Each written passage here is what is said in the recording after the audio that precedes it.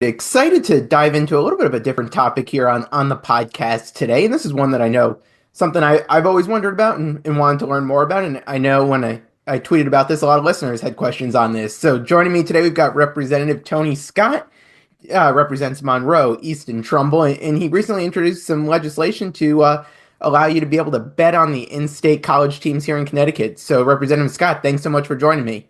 Oh, thank you for having me, Jared. So let's just start kind of basic here. How did this idea come to you to propose and bring this to the legislature here? Yeah, basically, we just passed sports gambling just a few years ago. I really wanted to let it breathe a little bit, let it get out there into the market so we can understand what pieces worked, what pieces didn't work, right? So this was what it took to get it passed into the market. And, now that after we've had a few years, in UConn has miraculously in those years gone on this run where they've won back-to-back state titles in the men's program.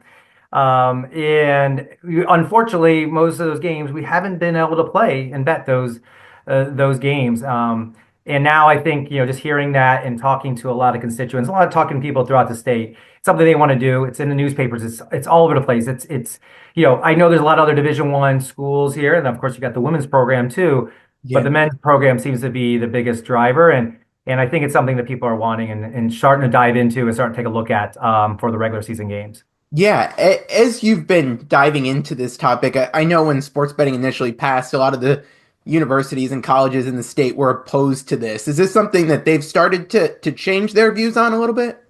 Well, this is what I would say. There's 39 states right now that have sports gambling legal, right? Mhm. Of those, 23 of them allow in-state universities to be bet on, right? 23. That's a majority, Yeah. pretty good majority. And in those states, we have not heard any massive problems. We have not heard any issues.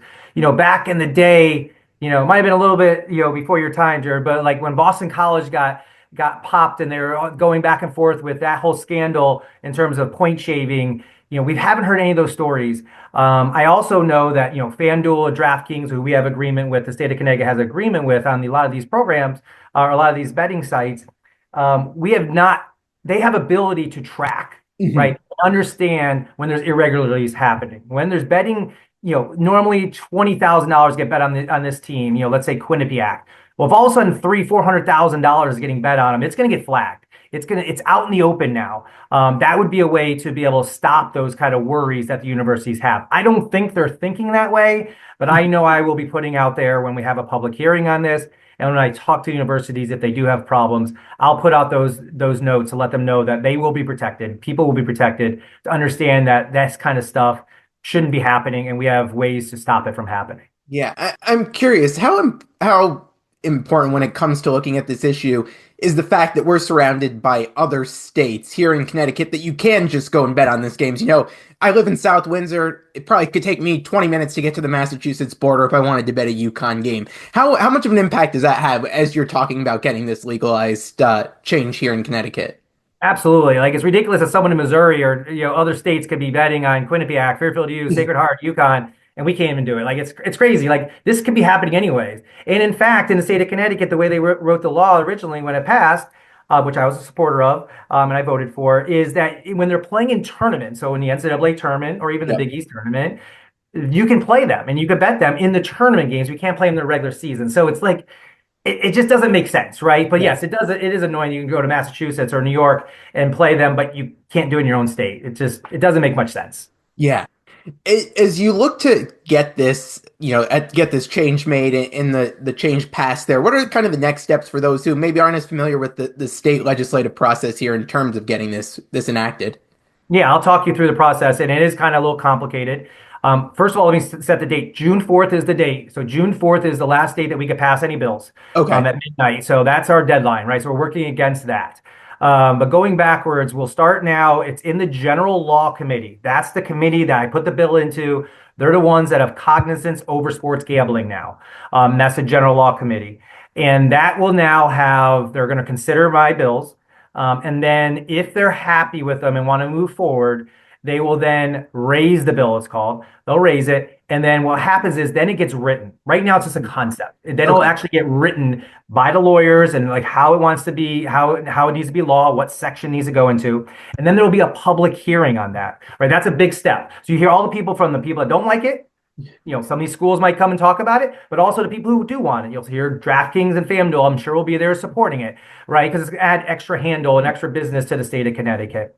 So after the public hearing, then the general law committee again gets to decide, do they want to pass that bill out of the committee? Do they even want to take it up? Do they want to vote no? Do they want to vote yes?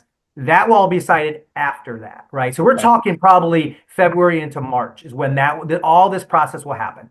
So by sometime in March, they need to know and they need to get that bill out of committee, out of the general law committee. So at some point they have to have a vote. If they're going to have a vote on it, to then pass it out of the committee, and then it goes to the House and the Senate to pass and you debate and do whatever. But it's got to live. Like sometimes the Senate just won't call a bill. It just will sit there and die, right? That could happen. So it'll be on me and some of the advocates to keep pushing that bill along, make sure it's getting its attention. And that will happen over April and May. And then June 4th has got to get passed and then ultimately be signed by the governor if it is. And then it'll take account. Probably wouldn't take account until probably into the fall is my Okay. guess, summer or fall. So we might be looking that we could play some UConn football games. I Yeah. think next, probably the best case scenario, it will not be anything to do with UConn or any of the teams for this year's college basketball season. That just won't happen from a time standpoint. Looking to add some local flavor to your lineup? Martin Rosel's is the MVP of your game day spread and a slam dunk for any occasion. Proudly made in hard-hit New Britain, their famous kielbasa and hot dogs have been a fan favorite for over 96 years. You can find their products in grocery stores across the state or have them delivered directly to your home court, coast to coast, via martinrosel.com. Take your taste buds to the championship and go support a UConn fan-owned business. Okay, no, that's a really interesting breakdown and getting the timeline of what this would look like if it's going to go through. I'm curious, as you talk with your colleagues about it, I know a lot of politics is very divisive and polarized Yeah. now. I feel like UConn sports, Quinnipiac, Yale, Central, the teams in the state is something that's relatively bipartisan. Are you seeing that as you've been talking with colleagues about this? I have. They definitely have the worries about, well, well, the schools might not like it. And I understand that because they're worried about, influences, bad influences coming in. Mhm. You hear like the old mob stories are coming in. They want you to, the spread is 10 points. You can only win by two. That's great. You still win. Who cares if you only win by two? I want to bet plus 10. That happens, of course, back in the day. It's not happening really now. So I think if we could leave those worries, it'll make it a lot easier. But yeah, even the Speaker of the House, Matt Ritter, has spoken in the past that he's supportive of this. He's probably one of the biggest UConn fans out Mhm. there. He's a big cheerleader, big supporter of them, and he's supporting it. He's a Democrat. I'm a Republican. I think you can break down party lines very quickly with this in terms of some of these colleges and make sure we're supporting them, but also supporting the state of Connecticut and the people who want to do it. The way I get that, and I'm maybe a good example of it, is I use it as entertainment. Yeah. If I want to bet 25, $50 on a game, it's no different than me going to the movie theater, right? Or going out to dinner. I just take that money and just go and watch 2 hours of an event, an athletic event, instead of going 2 hours watching a movie theater, watching a Yeah. movie in a movie theater. That's how I treat it. Obviously, we do have to keep out for those who maybe, you know, go too far and go beyond their means, and that has happened. It's the same with smoking and drugs and alcohol too. But we have to keep an eye on that, and we make sure we, as a legislator, we have dollars set aside that will make sure we go to people who have a gambling problem and stuff like that. But the idea is, I think we have a good consensus. We will find out more as we continue this process along. I've done a lot of media on it, which is crazy. Like I didn't think it would get this much love and attention from a lot of media like yourself. And I'm looking forward to keep talking about it and getting it out there. But I'll tell you what, really haven't gotten any pushback. So yeah, I think it is Yeah. a good bipartisan support right now. Yeah, no, I mean, through the podcast, we threw out a little poll just seeing what people thought, and it went 80-20 in favor of it with probably, a few hundred people there. So if that's Good. a little small unscientific poll for you, I mean, at least the numbers there Good. look to be in your favor. I'm curious, when some of that opposition does get brought up, what are some of the points and some of the safeguards in place that you've been able to see that would make you feel comfortable implementing this? Yeah, so the first thing is what DraftKings and FanDuel can do. I don't have their proprietary information. I'm Hmm. sure there's a lot of AI and stuff like that built into their systems. But what I will say is that they can detect these betting irregularities. They can do this. Back in the day, you have offshore books like place Yeah, like Bovada, yeah. or you have just old-fashioned bookmakers, right? None of those folks are reporting any of these irregularities that I normally only get, like I mentioned before, $10,000 bet on a game. All of a sudden, it's hundreds of $1,000s Yeah. on a game. If that happens, there's red flags going off, and there'll be attention on that game immediately, and they will shut down betting to make sure that they're trying to, correct things immediately. Because of that, and bringing it out from the underground and into the light, Hmm. I think it actually is going to benefit things. So I think that's the first thing I would tell folks is that's what we're doing here. We're taking it out of the old bookmaker back of the bar offices where the people are making bets to actually having it out and open where people can see what's happening and we have abilities to protect it. So that's number one. Number two is, and I did not put this bill in this year, and is a lot of folks have asked to do prop bets on Yeah. individual players in college, right? I did not put that in because I want this step to go forward. I think that's some conversation we can have down the line because one of the big complaints I think we'll hear is from the colleges, but Hmm. also from people about potential harassment towards players, Yeah. right? Yelling at a player, "Hey, I had you to get 10 rebounds. You only got 8. What the heck's going on?" Yelling or tweeting at them or whatever and just harassing them. That's not good. I don't like that. So I want this to go forward first. Let this get played out, show that it's not a problem. Then we can go back and reassess. There's a lot of states that block that prop betting because they don't Hmm. want that harassment.